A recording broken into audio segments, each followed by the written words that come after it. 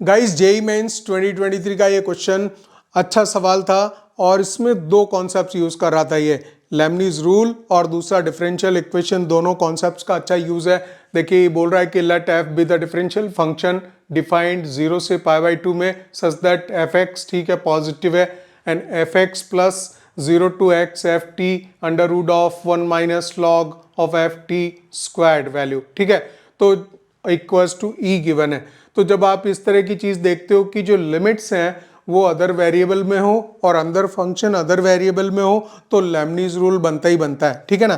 तो वो एक चीज आएगी, उसके बाद में ये डिफरेंशियल इक्वेशन भी यूज करेगा और बाकी ये कंडीशन दे रखी है for all 0 to π/2 and then you have to find out the value of 6 log of F of π/6 का होल स्क्वायर। और न्यूमेरिकल बेस्ड क्वेश्चन था, ये आया था आपका 24 जनवरी सेकंड शिफ्ट का क्वेश्चन ठीक है ना। तो इसमें एक काम करेंगे, पहले डायरेक्टली आप इसमें लेमनीज रूल यूज कर लेंगे और उसको आप लिखेंगे एफ डैश एक्स प्लस, और ये जब डिफरेंशिएट होगा तो अपर लिमिट प्लेस कर देना है। आपको मालूम है किस तरह से आएगा, F X under root of 1 minus log of F X और पूरी वैल्यू का स्क्वायर किया हुआ है यहाँ पे राइट, इनटू एक्स का डेरिवेटिव 1, लोअर लिमिट के साथ रखेंगे तो 0 0 आएगा एंड इक्वल्स टू 0 ठीक है ना। तो उसको अब समझने के लिए ये आ चुकी है आपकी डिफरेंशियल इक्वेशन ठीक है। एफ डैश एक्स का मतलब dy बाई डी एक्स होता है ठीक है, प्लस एफ एक्स का मतलब y होता है under root of 1 minus log of, देखिए डिफरेंशियल इक्वेशन में कन्वर्ट हो गया ये, जैसे ही लेमनीज रूल यूज किया हमने तो ये बन गई अब आपकी डिफरेंशियल इक्वेशन इक्वल टू 0 आ रहा है। और ये वेरिएबल सेपरेशन वाली है तो ये खाली पूरा y वेरिएबल है, एफ एक्स को भी y लिखो, एफ एक्स को भी y लिख लेते हैं यहाँ पे। So this is y, F x is y और पूरी वैल्यू का स्क्वायर है तो ये हो गया ठीक है। वेरिएबल सेपरेशन y के साथ y वाले और x के साथ x वाले लेंगे तो ये नंबर पहले जाएगा इधर राइट हैंड साइड में, माइनस क्रिएट यहाँ करेगा ठीक है, और फिर आ जाएगा इसके नीचे dy के नीचे।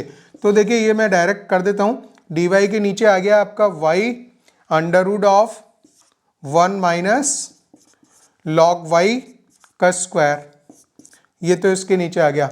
और इधर आपको पता है राइट हैंड साइड में जब ये इधर आया था पूरा नंबर तो माइनस साइन था, तो माइनस का dx यहाँ पे आएगा, खाली माइनस dx लिखेंगे और दोनों तरफ इंटीग्रेट कर देंगे। वेरिएबल सेपरेशन हो गया, इंटीग्रेट कर दिया हमने ठीक है। इसके बाद आप जो है इसको लॉग में ये जो वैल्यू है पूरी लॉग y भी लेट कर सकते हो, लॉग y को t वगैरह मानेंगे तो 1/y dy, चलिए लिख लेते हैं पूरा पूरा। तो जैसे ही आपने log y को t वगैरह माना तो 1/y dy बन गया dt। तो ये जो चेंजेस आएंगे इसमें ये आ जाएगा dt dy upon y dt हो गई under root of 1 minus T square right, और इधर आ जाएगा minus X plus constant of integration right. तो उसको आप लिखेंगे साइन इनवर्स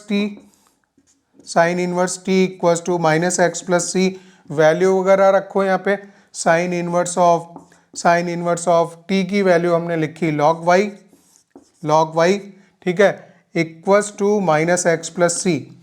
अब इसने वैल्यू दे रखी है एक f0, वैल्यू नहीं गिवन है ठीक है, वैल्यू गिवन नहीं है। एक काम करना पड़ेगा यहाँ पे कि इसकी वैल्यू शुरू में 0 पे निकालते तो हमें मालूम पड़ती वैल्यू कितनी आएगी ठीक है। डायरेक्टली फंक्शन में वैल्यू रखता हूँ मैं, जैसे ही x 0 पुट करता हूँ तो यहाँ पे देखो f0 आएगा, f0, और ये 0 से 0 में डेफिनेट इंटीग्रल की वैल्यू 0 आएगी तो f0 की वैल्यू e आ रही गाइस। ये क्यों याद आया, क्योंकि हमें कांस्टेंट ऑफ इंटीग्रेशन डिसाइड करना है तो वो जरूरी है ठीक है। तो f0 e आया तो y को तो हम fx रख रहे हैं ठीक है ना, तो f0 एक्चुअल में किसकी वैल्यू है, ये y की ही वैल्यू हो गई तो 0 यहाँ लिखूंगा मैं और उसकी वैल्यू e है ठीक है, और उसको हमने x इक्वल्स टू 0 पे निकाला है कांस्टेंट ऑफ इंटीग्रेशन डिसाइड करने के लिए ठीक है। तो यहाँ पे आप लिखोगे sign inverse of log y का मतलब ये हो गया लॉग ऑफ y की वैल्यू ये है, ये y का वैल्यू हुआ, ये y की वैल्यू है जो कि e के बराबर है, तो यहाँ log e बेस e हो गया इक्वल्स टू, और x इक्वल्स टू 0 पे था तो ये वैल्यू आ गई आपकी। इसको लिखोगे कितना, sign inverse of log y with the base e is 1, so sine inverse 1 is c, और c की वैल्यू आ गई आपके पास में π/2, साइन इनवर्स 1 इज π/2। तो यहाँ पे जो सॉल्यूशन है वहाँ पे हम ये लिख लें, और यहाँ पे आ जाइए गाइस, सॉल्यूशन में कांस्टेंट ऑफ इंटीग्रेशन डिसाइड कर दिया, न्यूमेरिकल बेस्ड क्वेश्चन था ये, ठीक है ना।